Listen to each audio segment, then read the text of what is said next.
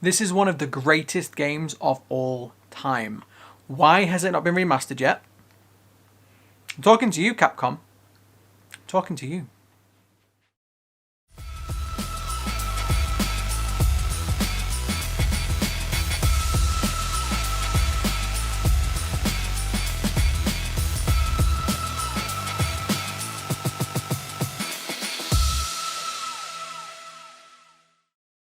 If I was to ask everybody watching this video, have you heard of Resident Evil? I feel like most of you would say yes.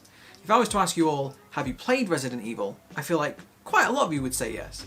But if I was to ask how many people have played Dino Crisis, I feel like quite a lot of you haven't. While Resident Evil has had many remakes, remasters and reimaginings over the years, Dino Crisis hasn't. And that's disgusting. And I've just realised that most of you probably aren't going to get that reference. It was a really good joke as well. Whatever, on with the video. Dino Crisis and Resident Evil are so closely linked that many people call Dino Crisis Resident Evil with dinosaurs. That's not strictly true, but we'll come back to that later.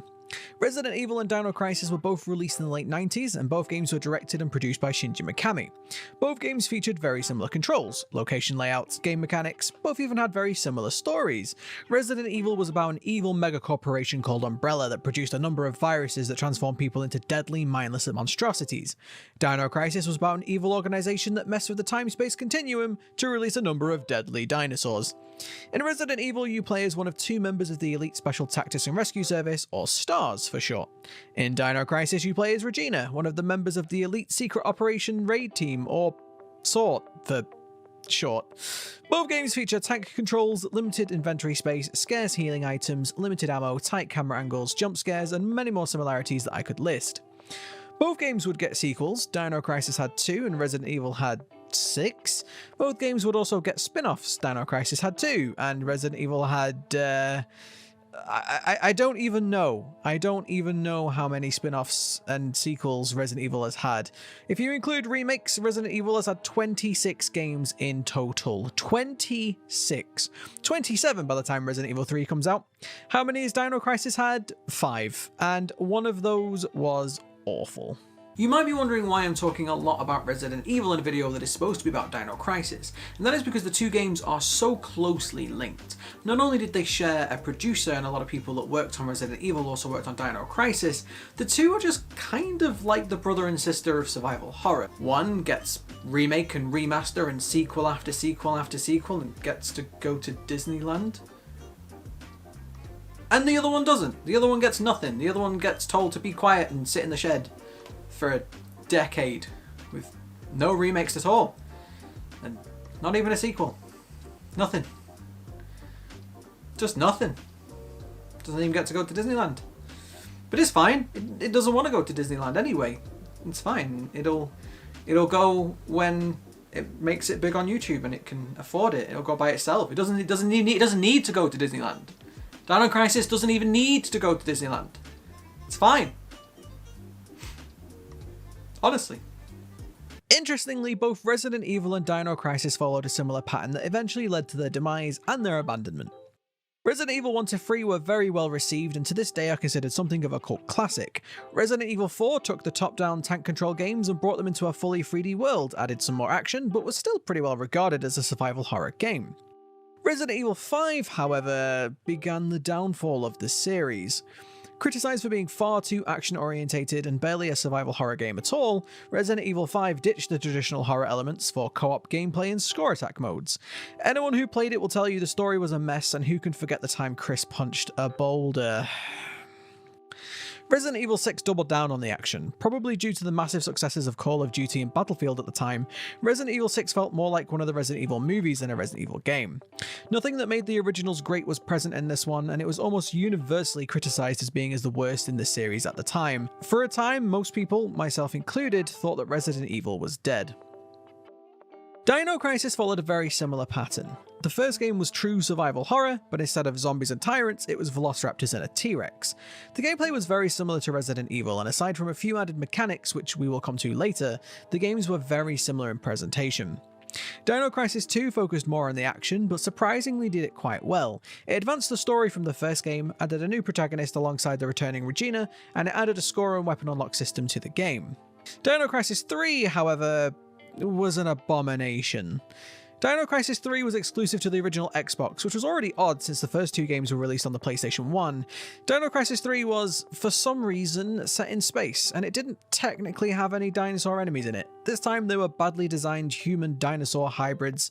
Add to that an awful 3D camera, some horrible platforming sections, some long tunnels with nothing in them, a bog-standard story, and combine that with barely any horror and you get Dino Crisis 3. I don't think a lot of people remember Dino Crisis 3, I think some people don't even know that it exists, and honestly, they are the lucky ones. Regina. Definitely the best female protagonist of any of these games. She's got red hair and a badass attitude and a really sexy outfit. What I wouldn't do to... remakes. Remakes. Yeah, remakes. Dino Crisis needs a remake. Resident Evil hasn't. Dino Crisis. Remake it. But then, Resident Evil was resurrected. Just like the zombies in the games, everyone was shocked when Resident Evil raised itself out of death and once more tried to bite our faces off. Resident Evil 7 released in a time when the industry had desperately been trying to tell us for years that single-player horror games were dead.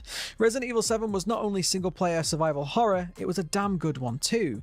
Sure, it felt a little bit more like Outlast than Resident Evil, but it was still a damn good game and it got a very positive reception. It could be argued that this was what spurred Capcom to release the remake of Resident Evil 2. A remake of a game from 1998, Resident Evil 2 brought new life into the series. It kept what made the original games good, but it brought a fully 3D world, new graphics and mechanics, and a few surprises to keep even the most hardcore fans on their toes. Resident Evil has truly been resurrected, but for some reason, Dino Crisis remains in the grave. Whenever anybody talks about remakes or remasters, there's always a small group of people that say no. No more remakes, no more remasters. Some of them even say no more sequels. And to those people I'm going to say two things. One, in this industry that generates so much money every year, there is no reason why we shouldn't be able to have both new remakes and new IPs. There is no reason to. The only thing stopping that is greedy corporations that don't want to take financial risks. The second thing I will say to you is there are loads of new IPs. Go and enjoy Anthem or Scalebound or Fallout 76 or that MMO Blizzard were making or... For some reason, Capcom doesn't want to seem to remake Dino Crisis.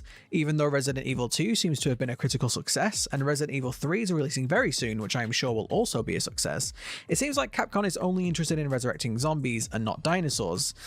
Maybe they watched the Jurassic Park movies and thought, nah. If Resident Evil deserves remaking, I would argue Dino Crisis deserves it even more so. Sure, the original games were so similar that you could argue that they use the same formula, but Dino Crisis added more to this formula.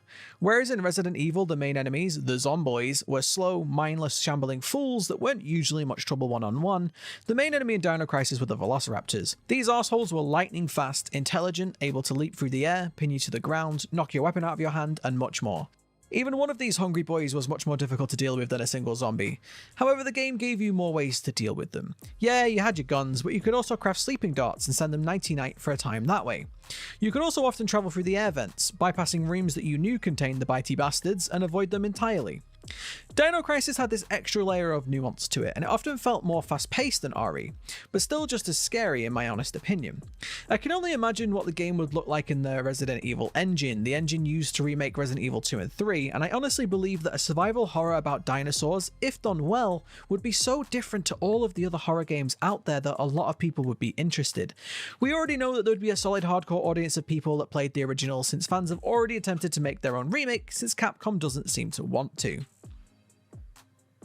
Dino Crisis is one of my favourite video games ever, but the reality is one day that disc is going to stop working.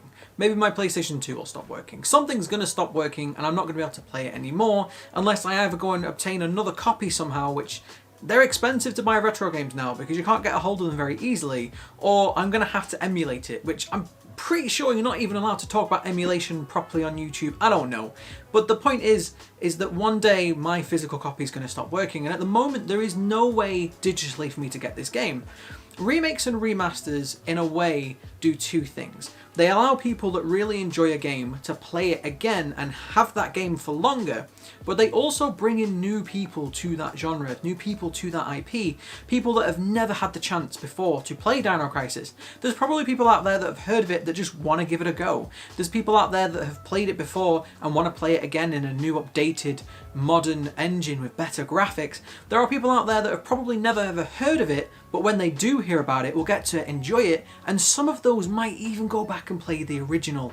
This is why remakes and remasters are important. They do so many things for so many different people, and I understand that not everybody wants remakes. I get that, and that's totally fine. You don't have to buy a remake. If a game comes out and you don't want to buy it, that is your prerogative. But stop telling people that they can't enjoy remakes. I mean, look at Resident Evil 2. It was a lot of people's game of the year 2019. It was my game of the year 2019. And I'm sure that brought a lot of new people into Resident Evil that have never played Resident Evil before. I hope you have enjoyed the video. If you have, let me know by liking, commenting, subscribing, all of that usual stuff. Apparently, 94% of my audience in the last 28 days are not subscribed.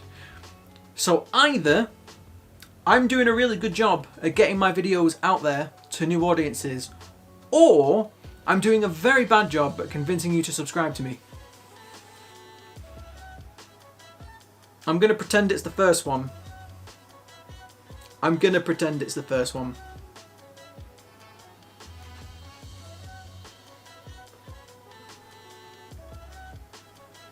Subscribe.